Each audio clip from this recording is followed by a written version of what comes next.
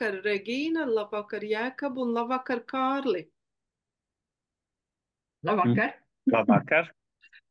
Režisora Agnes, viņa kaut kur no interneta dzīvēm izcēla. Cerams, ka skatītājiem patiks un pamostās pēc ballītes uz salas. Viņš īsti tā kā nesaprot, kā viņš tur ir nokļuvis. Tas noteikti būs labs, tur neviens necietīs, kā saka. Varētu būt balstīts uz patiesiem notikumiem. Bet to mēs nezinām. Mēs nokļūsim vispirms uz salu, vai mēs izmeklēsim noziegumu, jo es zinu, tās ir dažādas lugas.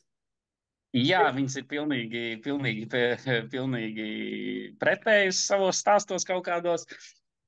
Un mēs sāksim ar salu. Sala svin 5 gadus. Kādi ir bijuši šie 5 gadi? Šie 5 gadi ir paskrējuši vispār nemanot.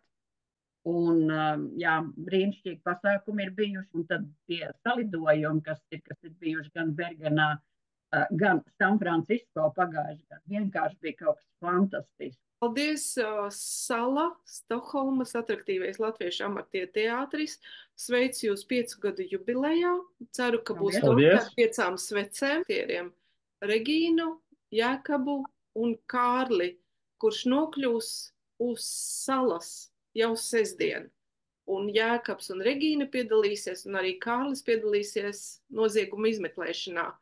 Otrā izrādē, kas saucās Alibi. Jā, paldies jums par sarunu, un lai jums...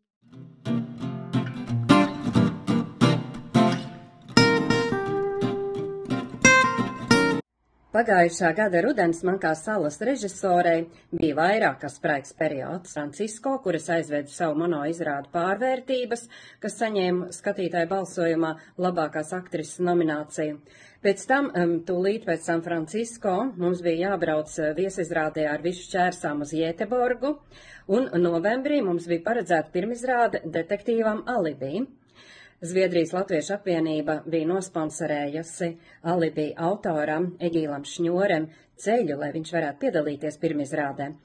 Izrādes dienā es pārdzīvoju milzīgu stresu dēļ tā, kad es nevarēju parunāt tā, kā es parasti runāju. Un man jau bija aizdoms, ka varētu būt kaut kas nopietns, un es domāju, kā tā var atlidos Egīls Šņore, un mums šī izrāde ir jārāda latviešu pasākumā 18. novembra svinību ietvaros. Nevaram pievilt skatītāju, nevaram pievilt autoru. Un, protams, šī te pirmizrāde notika, bet nākošajā dienā, protams, es ar ātro palīdzību atkal tika nogādāta slimnīcā, kur atklājās, ka man ir smadzeņu infarkts, insults.